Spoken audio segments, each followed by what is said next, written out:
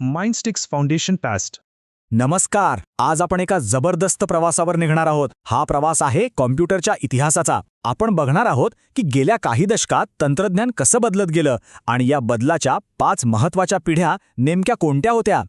तर मग प्रश्न पडतो की हा प्रवास झाला कसा. विचार करा, एकेकाळी अख्खी खोली व्यापणारे मोठमोठे मशीन्स आज आपल्या खिशात बसणाऱ्या छोट्याशा डिव्हाइसमध्ये कसे काय बदलले. ही फक्त आकार कमी होण्याची गोष्ट नाहीये, तर ही आहे शक्ती वाढण्याची एक जादुई कहाणी. यालाच तर मिनिएचरायझेशन म्हणतात. पण हो, पुढे जाण्याआधी एक मूलभूत गोष्ट समजून घेऊया. कॉम्प्युटर म्हणजे नेमकं काय. अगदी सोप्या भाषेत सांगायचं झालं तर हे एक इलेक्ट्रॉनिक मशीन आहे जे आपण दिलेल्या सूचनांवर काम करतं. म्हणजे ते डेटा घेतं, त्यावर प्रक्रिया करतं आणि आपल्याला हवा असलेला रिझल्ट देतं. चला तर मग आपल्या प्रवासाची सुरुवात करूया पहिल्या पिढीपासून. विचार करा, हे होते जगातले पहिले इलेक्ट्रॉनिक ब्रेन. साधारण 1946 ते 1959च्या काळात या प्रचंड मोठ्या मशीन्सनी जगात पहिलं पाऊल टाकलं. या पिढीच्या कम्प्युटर्सचं हृदय होतं व्हॅक्यूम ट्यूब. याच तंत्रज्ञानामुळे पहिल्यांदाच किचकट गणितं आणि मोठी मोठी कॅल्क्युलेशन्स करणं शक्य झालं. पण याची एक मोठी किंमतही होती. हे कम्प्युटर्स आकाराने खूप मोठे होते, प्रचंड महाग होते, त्यांचा स्पीड खूप कमी होता आणि ते बऱ्याचदा चुकायचं सुद्धा. या जायंट ब्रेन्सच्या समस्या काही कमी नव्हत्या. एकतर ते प्रचंड वीज वापरायचे, ज्यामुळे खूप जास्त उष्णता निर्माण व्हायची. त्यांची प्रोसेसिंग आणि स्टोरेज क्षमता अगदीच कमी होती. आणि सगळ्यात महत्त्वाचं, त्यांना प्रोग्राम करणं म्हणजे अक्षरशः एक डोकेदुखी होती. हे स्पष्ट होतं की आता काहीतरी नवीन हवं होतं आणि याच गरजेतून पुढचा शोध लागला. आणि मग आली दुसरी पिढी. एक अशी पिढी जिने कम्प्युटरच्या जगात अक्षरशः क्रांती घडवली. या क्रांतीचं नाव होतं ट्रान्झिस्टर. हो, एक छोटासा शोध, पण त्याने सगळं काही बदलून टाकलं. व्हॅक्यूम ट्यूब्सची जागा आता ट्रान्झिस्टर्सनी घेतली. आणि याचा परिणाम, कॉम्प्युटर्स आकाराने लहान झाले, वेगवान झाले आणि जास्त विश्वासार्ह बनले. पण उष्णतेची समस्या अजूनही होतीच. त्यामुळे एअर कंडिशनिंगची गरज लागत होती. आणि हो, प्रोग्रॅमिंग अजूनही तितकंसं सोपं झालं नव्हतं. या पिढीने कॉम्प्युटरला खऱ्या अर्थाने प्रॅक्टिकल बनवलं.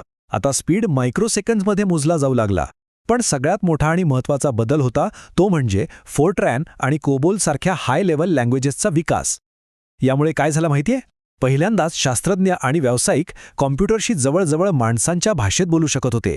यामुळे कॉम्प्युटर वापरणं खूपच सोपं झालं. ओके, तर आता वळूया पुढच्या टप्प्याकडे, म्हणजे तिसऱ्या पिढीकडे. इथे तर एक कमालच झाली. अनेक ट्रान्झिस्टर्स एकाच छोट्याशा चिपवर बसवण्याचं तंत्रज्ञान विकसित झालं. आणि खरं सांगायचं तर इथूनच कॉम्प्युटरच्या छोट्या होण्याच्या म्हणजे मिनिएचरायझेशनच्या खऱ्या युगाला सुरुवात झाली. या पिढीचा हिरो होता इंटिग्रेटेड सर्किट, ज्याला आपण सगळे आयसी म्हणून ओळखतो. जरा कल्पना करा, जणू काही एका लहानशा चिपवर अख्खं सर्किट बोर्डच प्रिंट केलं होतं. यामुळे झालं असं की कॉम्प्युटरचा आकार आणि किंमत दोन्ही कमी झाले, पण त्यांची ताकद मात्र कित्येक पटींनी वाढली. आणि याच तंत्रज्ञानाने आज आपण वापरतो त्या ऑपरेटिंग सिस्टीमचा पाया घातला. हे बघा, सिलिकॉनच्या या नखा एवढ्या तुकड्यावर हजारो इलेक्ट्रॉनिक कंपोनेंट्स आहेत. विचार करा, पहिल्या पिढीचा जो अख्खी खोली व्यापणारा महाकाय मेंदू होता ना, त्याची सगळी शक्ती आता या एका छोट्याशा चिपमध्ये सामावली होती. किती अविश्वसनीय बदल होता हा. आणि आता आपण प्रवेश करतोय चौथ्या पिढीत. ही ती पिढी आहे जिथे मायक्रोप्रोसेसरने कॉम्प्युटरची संपूर्ण शक्ती फक्त एका चिपवर आणली. आणि याचा परिणाम थेट पर्सनल कॉम्प्युटर म्हणजेच पीसीचा जन्म झाला. हे शक्य झालं ते व्हेरी लार्ज स्केल इंटिग्रेशन म्हणजेच VLSI टेक्नॉलॉजीमुळे. सोप्या भाषेत सांगायचं तर आता लाखो कंपोनेंट्स एकाच चिपवर बसवणं शक्य झालं होतं. आणि मग काय, कम्प्युटर स्वस्त झाले, वेगवान झाले आणि खूपच विश्वासार्ह झाले. आणि सगळ्यात महत्त्वाचं म्हणजे ते पहिल्यांदाच सामान्य माणसाच्या घरात पोचले. या टेक्नॉलॉजिकल क्रांतीचा थेट परिणाम होता पर्सनल कम्प्युटरचा उदय. आता संपूर्ण CPUच एका चिपवर आल्यामुळे जे कम्प्युटर एकेकाळी अख्खी खोली व्यापायचे ते चक्क आपल्या टेबलवर ठेवता येऊ लागले. IBM PC आणि Apple Macintosh ही याच काळातली काही प्रसिद्ध उदाहरणं आहेत. चला, आता येऊया वर्तमान आणि भविष्याच्या पिढीकडे, म्हणजे 5व्या पिढीकडे. ही पिढी ओळखली जाते आर्टिफिशियल इंटेलिजन्स आणि प्रचंड प्रोसेसिंग पॉवरसाठी. आता आपण अल्ट्रा लार्ज स्केल इंटिग्रेशन म्हणजेच ULSIच्या काळात आहोत. याचा अर्थ एका चिपवर आता करोडो कंपोनेंट्स बसवलेले असतात.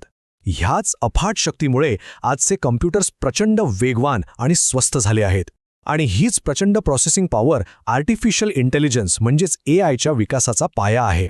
5व्या पिढीचं अंतिम ध्येय काय आहे? तर ते आहे आर्टिफिशियल इंटेलिजन्स. म्हणजे अशी डिव्हाइसेस तयार करणं जी फक्त कॅल्क्युलेशन्स करणार नाहीत, तर माणसांसारखा विचार करतील, शिकतील आणि स्वतःहून निर्णय घेतील. मग ह्या AIच्या उद्दिष्टांमध्ये काय काय येतं? तर यात येतं नॅचरल लँग्वेज म्हणजे मानवी भाषा समजणारे कम्प्युटर्स.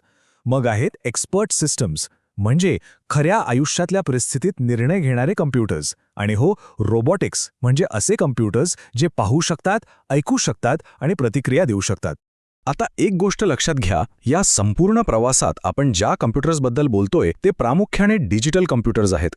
हे नीट समजून घेण्यासाठी 2 प्रकार बघूया. एक असतो ॲनालॉग कम्प्युटर, जो तापमान किंवा दाब यांसारख्या सतत बदलणाऱ्या गोष्टी मोजतो. पण दुसरा डिजिटल कम्प्युटर हा सगळी माहिती 0 आणि 1 या भाषेत बदलतो. आणि यामुळेच तो खूप जास्त अचूक आणि शक्तिशाली असतो. आपण आतापर्यंत पाहिलेल्या सगळ्या पिढ्या याच डिजिटल क्रांतीचा हिस्सा आहेत. तर आपण पाहिलं की व्हॅक्यूम ट्यूबच्या त्या महाकाय युगापासून ते आजच्या AIच्या सूक्ष्म जगापर्यंतचा हा प्रवास कसा होता. प्रत्येक पिढीसोबत कॉम्प्युटर लहान, अधिक वेगवान आणि जास्त बुद्धिमान होत गेला. मग आता प्रश्न उरतो तो हा की यापुढे काय? 6वी पिढी ही आपल्याला कुठे घेऊन जाणार आहे? एक मात्र नक्की, तंत्रज्ञानाचा हा प्रवास इथेच थांबणार नाहीये.